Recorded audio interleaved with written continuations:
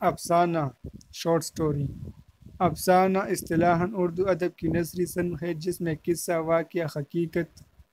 واقعہ کہانی حقیقت کا نقیض، جھوٹی کہانی یا بات کو زیب داستان کے لیے بڑھانا مقصود ہوتا ہے۔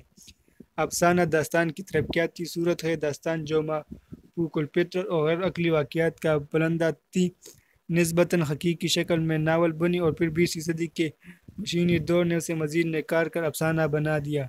اگرچہ ناول اپنی جگہ ایک الگ صنف نثر کے طور پر بحال رہا، افسانہ زندگی کے کسی ایک واقعے یا پہلو کی وہ خلاقانہ اور فنی پیشکش ہے جو عموماً کہانی کی شکل میں پیش کی جاتی ہے۔ ایسی تحریر جس میں اختصار اور ایجاز بنیادی حیثیت رکھتے ہیں، وقت تاثر یونٹ آف امپریشن اس کی سب سے اہم خصوصیت ہے۔ مغربی ادبیات میں ایڈگرالین پو نے اولا افسانے کو الگ صنف نثر کی حیثیت دی۔